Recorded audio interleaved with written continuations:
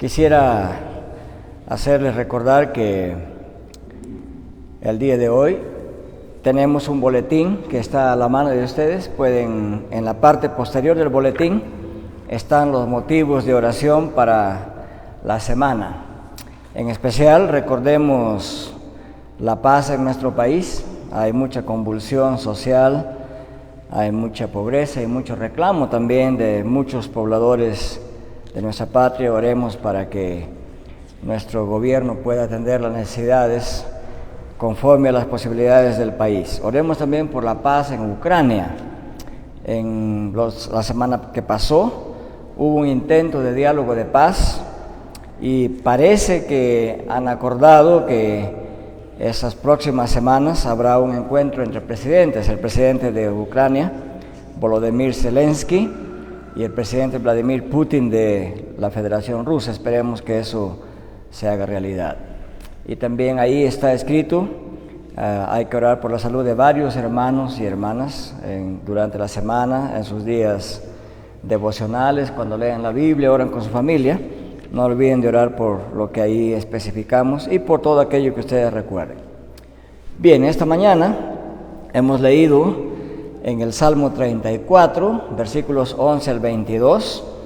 Es un texto que en uno de sus versículos nos habla acerca de la paz.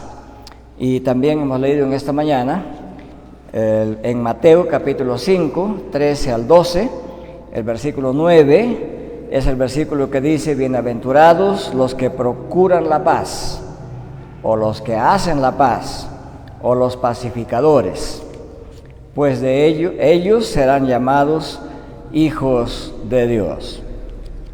Este es el texto para esta mañana, es la séptima bienaventuranza y vamos a meditar en ella en esta mañana. Y vamos a hacerlo en 5 partes bien breves.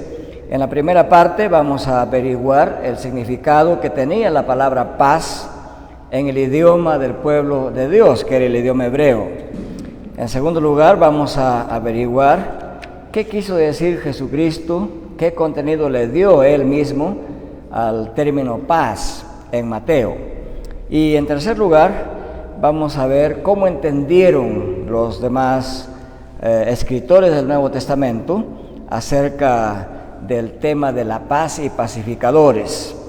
Y en cuarto lugar, vamos a explicar lo que significa la expresión que los pacificadores serán llamados hijos de Dios. Y finalmente, ¿cómo tienen que hacer la paz los cristianos? Esa es la pregunta de aplicación. O sea, ¿cómo actuar ahora, ya que conocemos este llamado y exhortación de Jesucristo? Entonces, en primer lugar, lo que significa paz en la concepción del pueblo de Dios, de los hebreos. ¿Qué entendían ellos cuando se hablaba de paz? Porque nosotros tenemos un término paz, pero le damos un significado muy específico, ¿verdad? Para nosotros la paz significa ausencia de problemas. Paz personal significaría: no tengo ningún problema, mis problemas económicos están resueltos, mis finanzas para los próximos 100 años están resueltos, ¿no? Si es que pensamos en 100 años, quizás para el siguiente día están resueltos, ¿no? Es decir, paz en nuestro español común se entiende como la ausencia de problemas, de convulsiones, cuando todo está tranquilo. A eso le llamamos paz nosotros. Y ciertamente, ese era un aspecto de cómo entendían los hebreos la paz. Pero en el concepto hebreo la paz tenía un significado mucho más amplio. No solamente tenía un significado negativo en el sentido de la ausencia de dificultades y problemas, sino que para ellos la paz significaba condiciones de bienestar general, con presencia y gozo de todas las cosas buenas. Como nosotros diríamos, significaba también disfrutar de buena salud, disfrutar de buena comida, de buenas relaciones, disfrutar de tranquilidad. Entonces el término paz en el concepto hebreo es un poquito más amplio que en nosotros, o por lo menos como se entiende popularmente. Pero en esta bienaventuranza que dice, bienaventurados los que procuran la paz o los que hacen la paz. La idea aquí no es en el sentido solamente pasivo de amar la paz, porque algunos cristianos dicen, bueno, yo amo la paz. Entonces, ese creyente que dice que ama la paz, trata de no meterse en problemas, ve un problemita y se asusta y se corre, porque quiere paz, ¿verdad? O sea, lo llaman a ayudar en alguna cosa y piensa, ¿qué problema me va a traer esto? Entonces mejor no me meto. O sea, pues como yo amo la paz, evito mezclarme e involucrarme en cualquier cosa que me traiga disturbios a mi paz personal. Y diría que la mayoría de cristianos somos así el día de hoy, ¿o no? Muy bien, esa es la forma como entendemos y actuamos a veces, pero aquí, pacificadores, tiene el sentido activo, de activamente trabajar para apaciguar cosas, activamente hacer, procurar, buscar que haya paz, no solamente en nuestro interior, sino a nuestro alrededor y entre nuestros semejantes. Entonces, este sentido de ser pacificador tiene implicaciones concretas. Implica enfrentar situaciones conflictivas con el propósito de lograr que se resuelva el conflicto. Eso es pacificador, ¿verdad? El conflicto nos asusta a todos. Ninguno de nosotros puede decir, a mí me gusta el conflicto. A nadie le gusta ver los conflictos, ni en la familia, ni entre niños como hermanitos, ni entre vecinos. No nos agrada, los conflictos son desagradables, ¿verdad? Pero la pregunta que tiene que hacerse el cristiano es, ¿hay algo que puedo hacer para resolver conflictos? Miren, aún en el mundo no cristiano, las leyes mismas de los países en la actualidad, generalmente en todos los países que pertenecen a las Naciones Unidas, habla de pacificación, y se han dado nuevas legislaciones en los últimos 2 décadas para lograr pacificar los conflictos, para que el conflicto no se extienda, no se haga duradero. Y hay todo un programa llamado de conciliaciones en el mundo, y nuestro país es signatario de ese conjunto de leyes, y ciertamente en los últimos 20 años se ha hecho bastante en el ambiente jurídico peruano para lograr conciliación antes de entrar a un conflicto jurídico o juicio que se le llama. Entonces, digamos que el mundo en general está activo tratando de buscar la paz. Claro, uno se pregunta, después de más de 20 años de legislación acerca de paz y conciliación, ¿por qué no hay paz por todos los lados? Esta semana hemos visto toma de carreteras, apedreamiento de autos, de combis, de buses, y la gente enardecida porque todas las cosas han subido, ha subido la gasolina. Eso no es un problema que tenga que ver con el Estado peruano directamente. La gasolina ha subido en todo el mundo por esta guerra entre la Federación Rusa y Ucrania. Pero la gente quiere soluciones inmediatas, piensan que todo el problema está acá. Y en estas condiciones el gobierno intenta buscar la paz.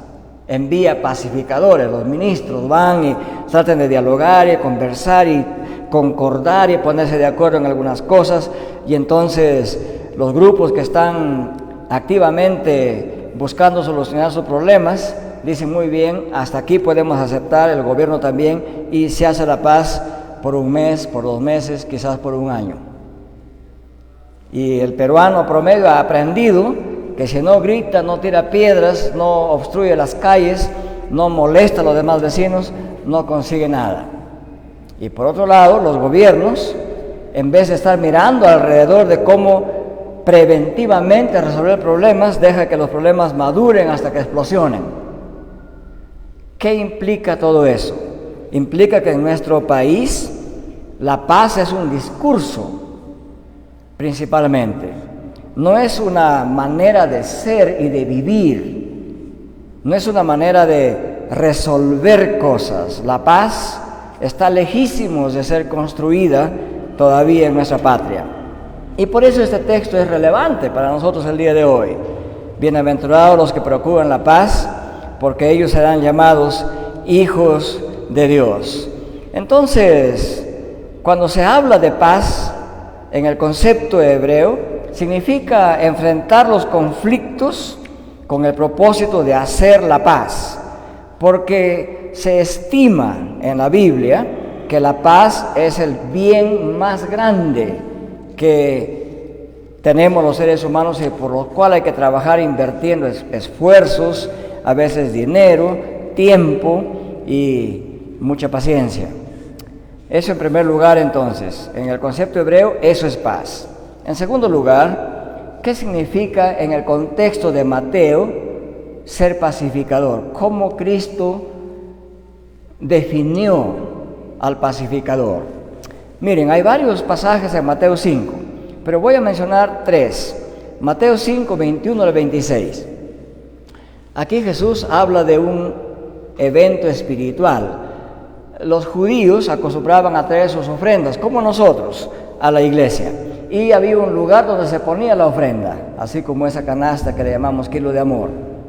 Entonces, Jesús les dijo, miren, cuando vienen al templo, a la reunión espiritual, digamos, y estás a punto de poner tu ofrenda donde debes ponerla, y si antes de poner tu ofrenda te acuerdas que alguien te ha ofendido, en otras palabras, que tienes un conflicto irresuelto,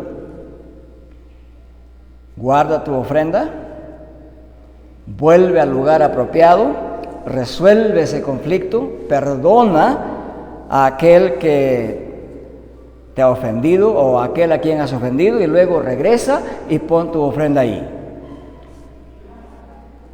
Jesucristo le dice a sus discípulos, miren, más importante que el acto externo de dejar tu ofrenda en el lugar, más importante que eso, a Dios le importa mucho más que estés en paz con aquella persona a quien has ofendido o que te ha ofendido. Ese es un pacificador. Aquel que para estar bien con Dios comprende que tiene que estar bien primero con su hermano, hermana, familiar, amigo, vecino, etc. Entonces Jesucristo nos pinta un cuadro bien práctico de qué es un pacificador.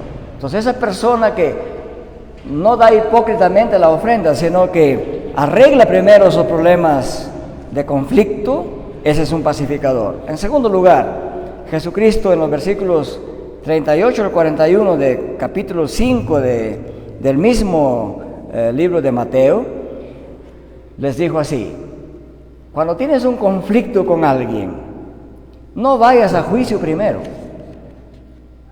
Antes de irte a denunciar a la policía o a la fiscalía, ponte de acuerdo en el camino con tu hermano, concilia.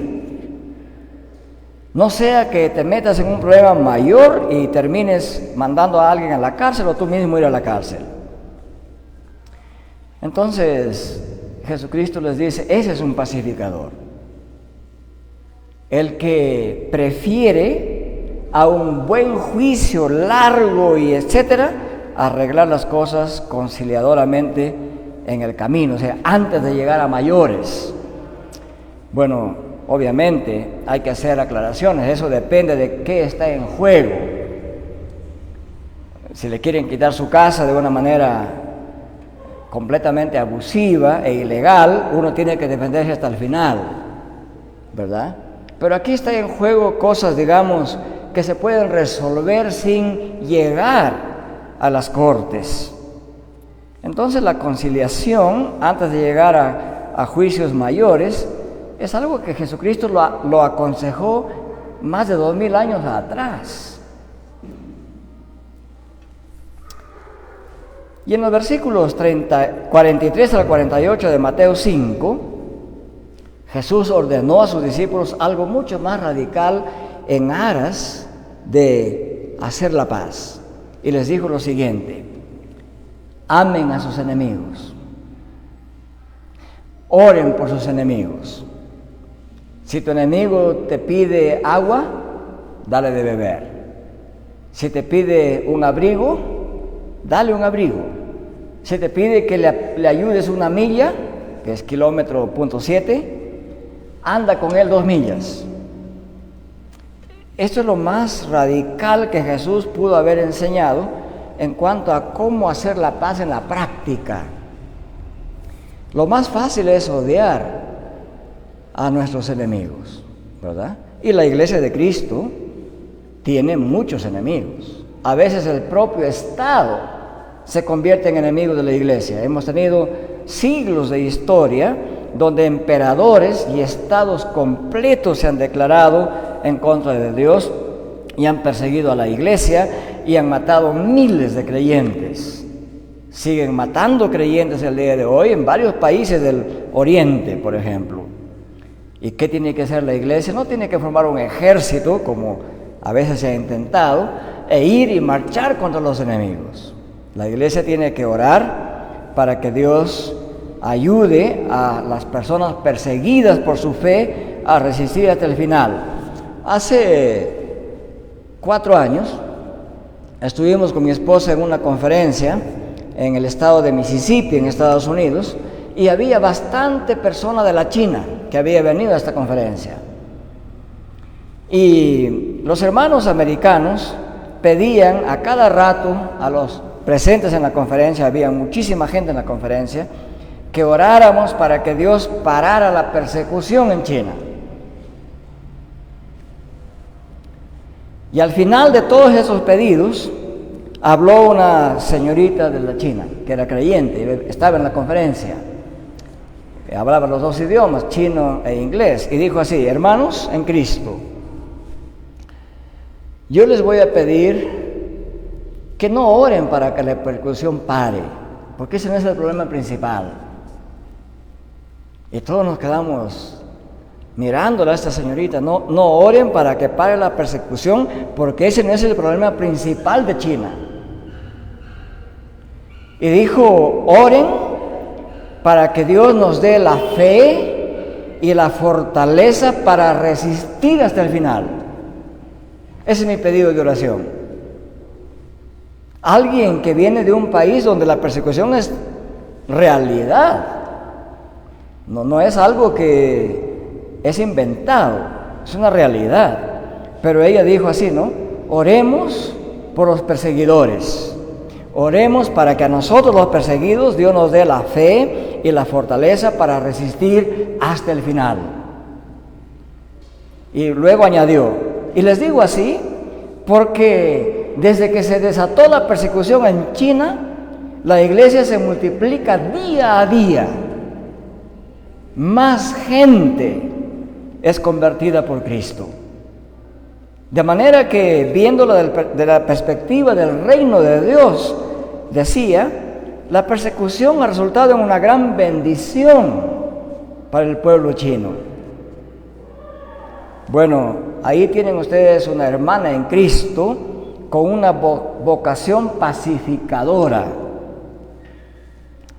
Entonces, cuando Cristo ordenó a perdonar, ordenó a no odiar al enemigo, significa que Él estableció en el Evangelio que la obra de pacificación consiste en poner fin al conflicto, en poner fin a las emociones que pueden incendiar más y aumentar más el conflicto.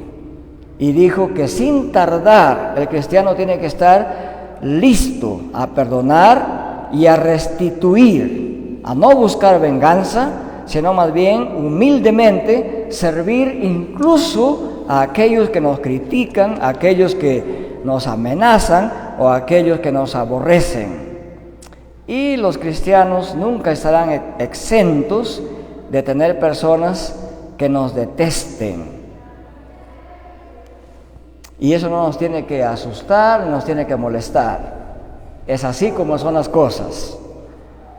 Claro que hay que dar gracias a Dios que en nuestro país la actitud perseguidora ha cambiado bastante. Yo recuerdo mucho en algunas ocasiones, he tenido que viajar y salir de la ciudad de Cajamarca a otras ciudades con autoridades de la universidad que les gusta tomar, les gusta emborracharse, etc. Y sé que décadas atrás, si uno no participaba de eso, se ponían a criticarlo y se burlaban y hacían cosas para hacer sentir mal al cristiano, como un cucufato que no sabe disfrutar la vida, que no entiende lo que se pierde, etcétera, etcétera. Pero eso va cambiando poco a poco, va cambiando. Y más bien, en mi caso personal, lo que he visto es bastante respeto de esa gente. Incluso algunos en su estado de embriaguez, incluso en que se pueden parar y se caen, dicen, bueno, yo quisiera tener el equilibrio que tienen los cristianos. Entonces, ser pacificador, según Cristo mismo, significa estas tres cosas. En primer lugar, buscar conciliación. En segundo lugar, no tomar represalias. Y en tercer lugar, incluso resistir valientemente, humildemente, la crítica, no solamente la crítica general, sino incluso los ataques verbales del que somos víctimas como cristianos algunas veces. En tercer lugar, en el resto del Nuevo Testamento, ¿cómo se entendió este mandato de Cristo de ser pacificador? ¿Cómo lo entendió Pablo? ¿Cómo lo entendió Santiago? ¿Cómo lo entendió Pedro? Porque ellos fueron los que escucharon este mensaje. Bueno, Pablo no lo escuchó directamente, pero Pedro y Santiago sí. ¿Cómo entendieron ellos y cómo implementaron, recomendando a la iglesia de cómo tiene que ser el creyente un pacificador? Entonces podríamos decir que, teniendo en cuenta el concepto hebreo de paz y pacificación, en el Nuevo Testamento, aparte de Mateo, que acabo de explicar, los pacificadores son los creyentes que trabajan por la plenitud y el bienestar que Dios quiere en su iglesia y también en la sociedad, puesto que Dios sabe que nuestra sociedad está atravesada por el conflicto y la enemistad. Y todos ustedes, humanos como yo, saben en carne propia que la primera reacción que tenemos cuando alguien nos hace un mal es de cómo desquitarnos, ¿verdad? Es la primera reacción, porque estamos atravesados por nuestra propia pecaminosidad. Entonces, tenemos que saber que Cristo dio esta exhortación: bienaventurados los pacificadores, porque Él sabe y sabía que en el devenir histórico, es decir, conforme avanza la historia humana, en cada generación hay divisiones étnicas, es decir, divisiones por razones de color, de forma de ser, de forma de hablar, de dónde procedemos. A eso se le llama divisiones étnicas. Hay también divisiones políticas. Un partido odia al otro partido. Los miembros de un partido salen con banderas y astas listas para meter palo al que es de otro partido. Y lo vemos constantemente. Hay divisiones religiosas. También la iglesia no está exenta, no está libre de estar atravesada por divisiones, por opiniones distintas. Jesús sabía esto. Y hasta los días de su venida, la humanidad necesita paz, porque el conflicto está presente permanentemente en la vida de nosotros y en la vida de la sociedad misma. Entonces, Jesús sabía que la humanidad va a necesitar paz siempre, y por lo tanto siempre necesitará de pacificadores. Hay que agradecer a Dios porque de alguna forma, en la cultura popular general de nuestra nación, está la idea de que la iglesia puede contribuir a la paz. Y ustedes recordarán, cuando hay conflictos muy grandes y muy graves en el Perú, a la iglesia se la convoca como mediadora de la paz. Hace unos años, bueno, el año 2011, hace 11 años ya, qué rápido pasa el tiempo, ¿verdad?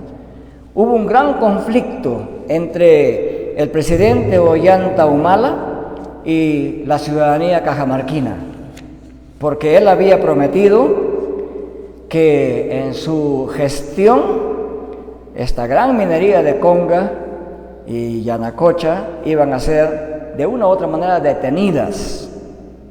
Y recuerdan que el lema de la protesta en ese tiempo era agua sí, oro no. Y él se sumó a esa idea para ganar votos. Pero cuando ya estuvo en la presidencia, dijo ambas cosas, agua y oro al mismo tiempo. Y Cajamarca se molestó tanto con él que él nunca vino a Cajamarca durante sus 5 años de gobierno. Y en ese conflicto, nuestro gobierno regional estaba en contra del Estado peruano en general. La ciudadanía en su mayoría también. La iglesia San Francisco estaba tomada por la protesta. Y la catedral principal, que se entiende, es donde predica el obispo, la población sentía que el obispo estaba a favor de las mineras y del gobierno. Y entonces se convocó una reunión para llegar a una conciliación. ¿Y dónde se iba a hacer esa reunión? En el gobierno regional no se podía hacer porque el conflicto era también entre el gobierno regional y nacional. Entonces nuestra iglesia, que está cerca de la Plaza de Armas, ofreció su local para que ahí se haga una reunión para buscar la paz. En ese tiempo fue motivo de comentarios en la República y otros diarios del país. Pero hay que decir la verdad. Cuando los líderes cajamarquinos de la iglesia presbiteriana ofrecimos nuestro local para que ahí se haga el diálogo de paz, hubo mucha crítica de dentro mismo de nuestra propia iglesia. Hubo miedo, algunos líderes decían, pero ¿y si nos pasa algo? ¿Y si nos tiran piedras? ¿Y se rompen las lunas de la iglesia? Bueno, buscar la paz tiene costos. Y miren, Cristo hizo la paz entre Dios y nosotros. Y Cristo sabía lo que costaría esa paz. Y es natural tener temor. Cristo mismo se angustió por el hecho de que la paz a Él iba a costar la crucifixión. No siempre la paz se logra de manera tranquila y pacífica. A veces cuesta a alguien. Y entonces asumimos ese rol. Y por lo menos se disolvieron en parte los conflictos que hubo en ese tiempo. Entonces siempre va a haber necesidad de paz y por lo tanto de pacificadores. Y por eso es que se lee, por ejemplo, en el apóstol Pablo, en Efesios, dice, estad pues firmes, ceñidos vuestros lomos con la verdad. Traduciendo esto al castellano común y corriente, diríamos con los pantalones bien fajados, con la correa bien puesta, con la verdad, y vestidos con la coraza de la justicia, y calzados los pies con el apresto del evangelio de la paz.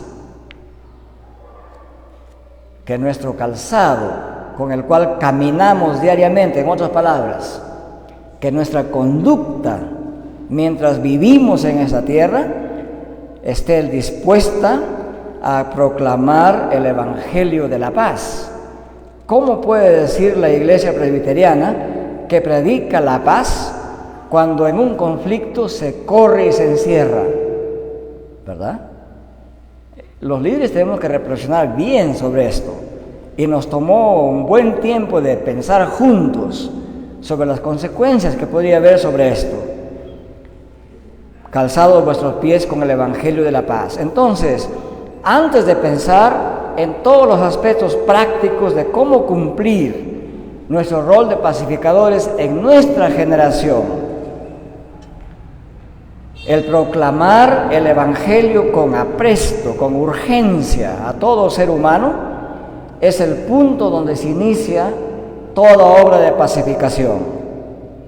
¿Por qué? Porque a menos que Dios esté en paz con nosotros, ninguna paz que nosotros forjemos será auténtica ni tampoco duradera.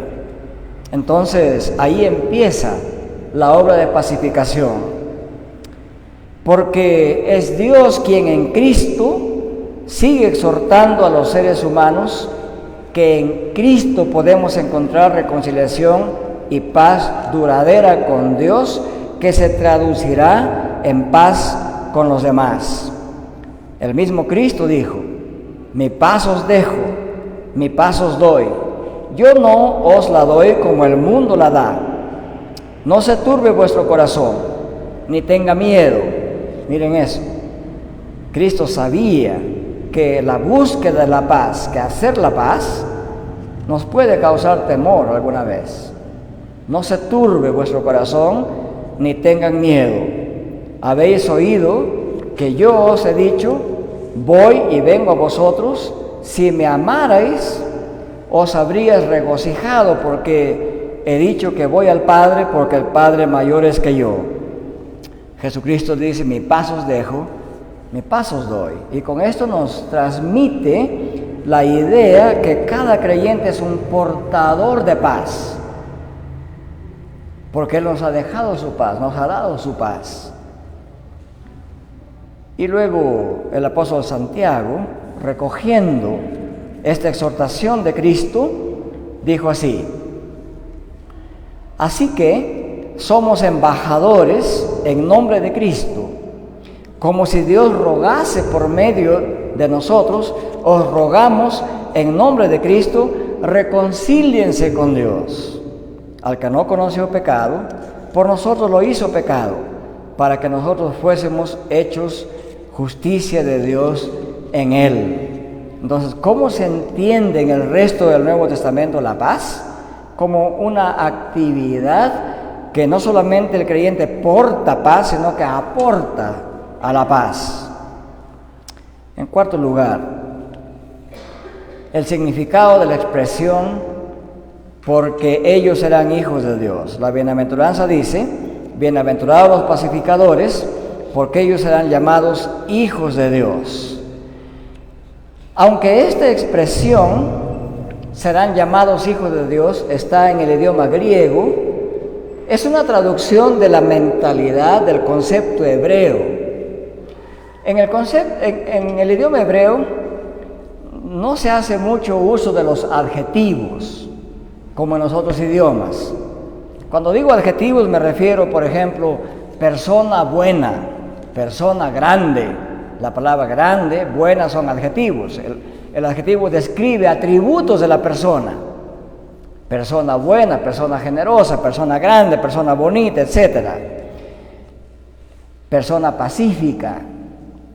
En el idioma hebreo no se diría persona pacífica, se diría: él es hijo de paz, queriendo decir, él es pacificador. Ella es hija de la alegría, significaría es una persona alegre. O sea, el adjetivo lo reemplazan por hijo de, ¿no? Si decimos hijo de la sabiduría, significa persona sabia. Y en ese sentido se usa aquí el término hijos de Dios. Personas que actúan como Dios actuaría. Personas que obran como Dios obra. Personas que actúan a semejanza de Dios. Ese es un hijo de Dios. Cuando se dice que alguien es hijo de Dios, se está describiendo que esa persona obra y actúa como Dios obra y actúa. El apóstol Pablo, entendiendo la verdadera dimensión de esta inmensa obra de paz que Dios hizo por medio de Cristo al reconciliarnos con Él, dijo así Pablo: Por lo demás, hermanos, tengan gozo, perfecciónense, consuélense, sean de un mismo sentir y vivan en paz. Y el Dios de paz y de amor estará con vosotros. Segunda de Corintios 13:11. Entonces, los hijos de Dios obran como Dios obra. Los hijos de Dios viven en paz, procuran la paz. ¿Cómo se conoce a un hijo de Dios en la sociedad? Porque obra como Dios obra. En este contexto particular, porque procura la paz, como Dios permanentemente procura la paz entre Él y nosotros, y entre nosotros y los demás. El mismo apóstol Pablo, en otra carta a los tesalonicenses, en el capítulo 5, versículos 23 y 24, dice así: y el mismo Dios de paz. Miren, todos los versículos que voy a leer en adelante se refieren a Dios como Dios de paz. Así es como es Dios. Y un hijo de paz, un hijo de Dios, va a obrar como Dios obra, buscando paz. Y el mismo Dios de paz les santifique por completo, y todo vuestro ser, espíritu, alma y cuerpo, sea guardado irreprensible para la venida de nuestro Señor Jesucristo. Fiel es el que os llama, el cual también lo hará. El mismo Dios de paz os santifique, el mismo Dios de paz les aparte, para que vuestra conducta refleje esa búsqueda de paz que Dios hace permanentemente. ¿Quién es llamado hijo de Dios? Aquel que busca la paz como Dios la busca. Romanos 15:33, y el Dios de paz sea con todos vosotros. Todas estas bendiciones que Pablo desea al pueblo cristiano son bendiciones que provienen del Dios de paz. Al final de nuestro servicio de adoración, nuestro hermano Luis siempre nos va a decir: vayan con la paz de Cristo. Cuando escuchemos hoy esa expresión, entenderemos mejor qué nos están diciendo. Nos está diciendo: vayan a su hogar, vayan a la sociedad y sean pacificadores. Si tenemos la paz de Cristo dentro de nosotros, sería natural ser pacificadores. Y el Dios de paz sea con todos vosotros. Y Hebreos capítulo 13, 20 y 21 es un texto que nos endulza el corazón. Dice: y el Dios de paz, que resucitó de los muertos a nuestro Señor Jesucristo. O sea, el Dios de paz que tiene tanto poder sobre la propia muerte. El gran pastor de las ovejas, o sea, Jesucristo, el gran pastor de las ovejas, por la sangre del pacto eterno, os haga aptos, o sea, los capacite en toda buena obra, para que hagáis su voluntad, haciendo Él en vosotros lo que es agradable delante de Él por Jesucristo, al cual sea la gloria por los siglos de los siglos. Este es el Dios de paz para nosotros. En todas estas bendiciones apostólicas está el hecho de que Dios nos ha dado paz. Somos dispensadores de la paz, portadores de la paz, hacedores de la paz. Y finalmente, quizás esto nos ayude un poquito. ¿Cómo tienen que hacer la paz los hijos de Dios? Es decir, los que obran como Dios obra. Algunos creen que la palabra paz, como significa todo aquello que contribuye al bienestar supremo del ser humano, entonces Jesús declara benditos a todo aquel que trabaja para que este mundo sea un lugar mejor, un lugar amigable, un lugar de convivencia pacífica. Y cualquier persona que haga eso, independientemente de lo que crea, dicen, es un pacificador. Pero bueno, ya sabemos qué es lo que pasa con esto. De hecho, es muy bueno que alguien busque que este mundo sea mejor. Todos tenemos que trabajar en esa línea. Pero este mandato es a los creyentes, porque solamente los que experimentan la paz de Dios internamente en su vida pueden portar y aportar paz duradera. Otros creen que Jesús aquí declara benditos a todos los cristianos solamente en sentido espiritual, es decir, es bendito aquel que ha logrado resolver sus conflictos espirituales interiores, que ha logrado resolver el conflicto pecaminoso en su interior, esa guerra entre el Espíritu de Dios que mora en nosotros y la maldad, como dice Pablo en Gálatas capítulo 5. Y creen que aquel creyente que ha resuelto y vive en paz interior y vive para sí mismo, orando todo el tiempo, arrodillado, y no sale de su casa y está en comunión plena con Dios todo el tiempo, eso es la paz más grande de la cual habla Jesús aquí. Bueno, eso no es cierto. La Biblia no niega que hay que buscar la paz interna, nos anima a buscar esa paz interna, pero no queda ahí. Más bien aquí, entendiendo todos los textos que hemos leído, tanto de Cristo mismo y de Pablo, la paz tiene un significado bastante diferente a estas dos ideas generales que hemos dado. Aquí Cristo llama a los creyentes a vivir en paz, es decir, a vivir en su rol de pacificadores, en el sentido de promover relaciones armoniosas entre creyentes y también con los demás. Y eso es lo que quiere decir Jesús en esta bienaventuranza. No solamente buscar nuestra paz interna, sino que esa paz que Dios hace posible en nuestro interior pueda irradiarse y en el mejor sentido de la palabra, esa paz pueda contaminar al resto de seres humanos. ¿Y por qué tenemos que actuar así? Porque ustedes saben, tanto como yo lo sé, que nuestra sociedad está llena de personas infectadas de amargura, de malicia y de una fuerte vocación de conflicto, de modo que siempre ven personas involucradas en peleas, en chismes, en hacer pelear a uno contra el otro. Los psicólogos etiquetan a esas personas como personas con una conducta tóxica, o personas tóxicas, dicen, ¿no? No te juntes con esas personas, así recomiendan ellos. La única manera poderosa de desintoxicar la humanidad es la paz de Dios, ¿verdad?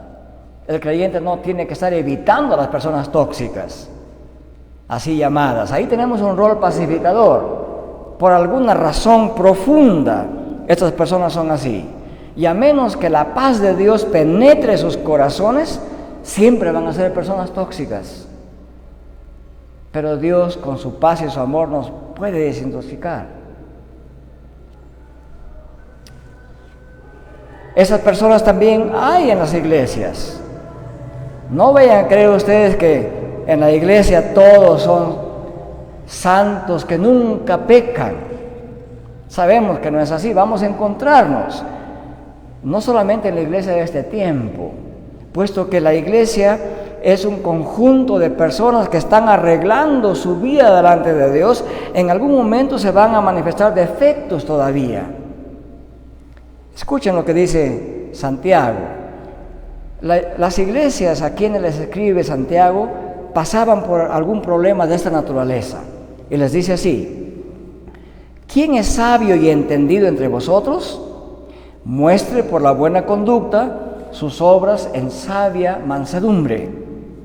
Pero si tenéis celos amargos, miren, si tenéis celos amargos y contención en vuestro corazón, gana de pelear en tu corazón, no os jactéis, ni mintáis contra la verdad, porque esta sabiduría no es la que desciende de lo alto, es una sabiduría terrenal, animal y diabólica. Parece que no estuviera hablando a la iglesia, ¿verdad? Pero eso es lo que está diciendo Santiago a la iglesia. Habían ese tipo de dificultades también en la iglesia de Cristo en ese entonces. Porque donde hay celos y ganas de pelea, ahí hay perturbación y toda obra perversa.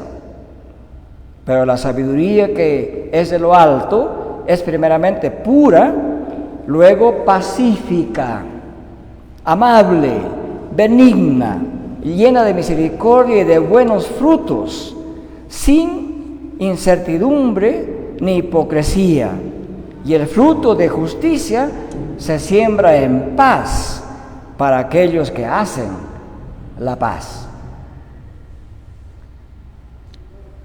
Una declaración muy dura y muy amorosa al mismo tiempo, porque por un lado nos advierte que debemos dejar la amargura, debemos dejar el espíritu de pleito, porque eso corresponde a lo que es terrenal, a lo que es pecaminoso, dice a lo que es animal y a lo que es diabólico.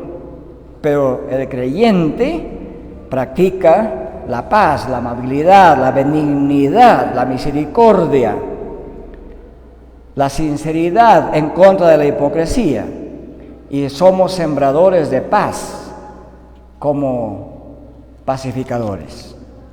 Entonces el pacificador, en lugar de sembrar rencilla, contienda, pelea, chismes, etc., siembra paz. No solamente procura la paz, pero siembra la paz, disemina la paz. Pero también hay personas, gracias a Dios por ello, que su presencia irradia paz, tranquilidad, que en vez de buscar divisiones tienden puentes entre enemistados, que tratan de sanar relaciones quebradas, que endulzan las vidas amargadas, que inspiran confianza, que inspiran amistad sincera, que son benignas, como dice Santiago. Esas son las personas que obran a semejanza de Dios. Esos son los hijos de Dios. Son sembradores de paz. Porque si Dios obra la paz en cada creyente, el creyente está habilitado para ser pacificador. Nadie puede dar lo que no tiene. Uno no puede sembrar paz si no tiene paz. No puede tender puentes mientras haya en nuestra mente y corazón espíritu rencilloso y pendenciero. No puede sembrar paz.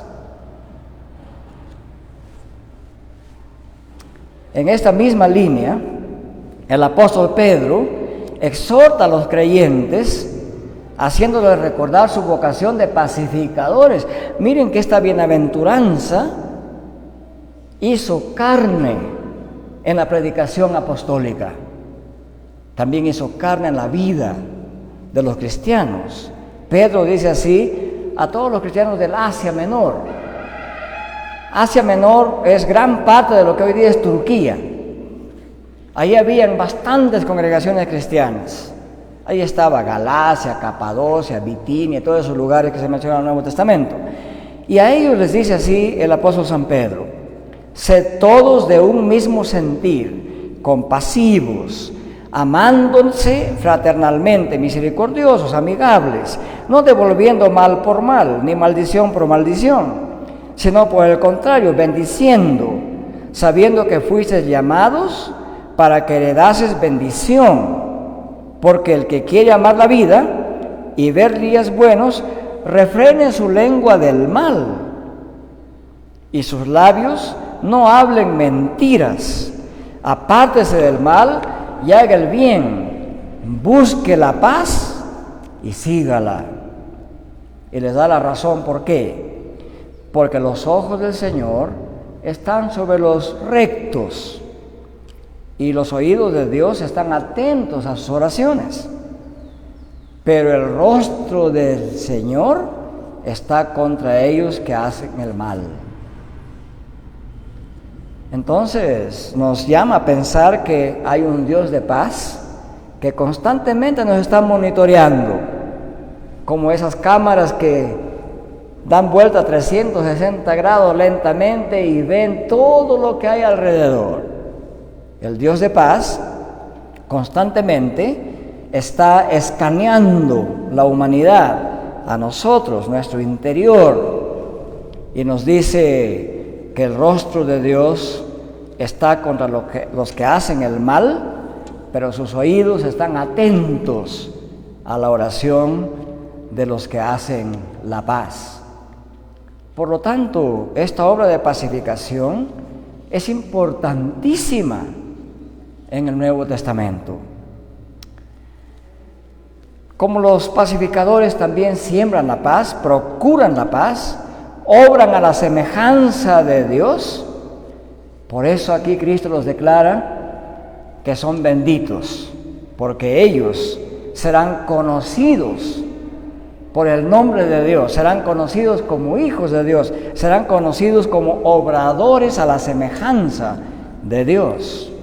Y a este efecto, Pablo exhorta a los creyentes en Roma a obrar con amor y paz entre cristianos en medio de la diferencia de costumbres en cuanto a comida y bebida. Cosas tan simples y terrenales como diferencia de costumbres a veces nos dividen a los seres humanos.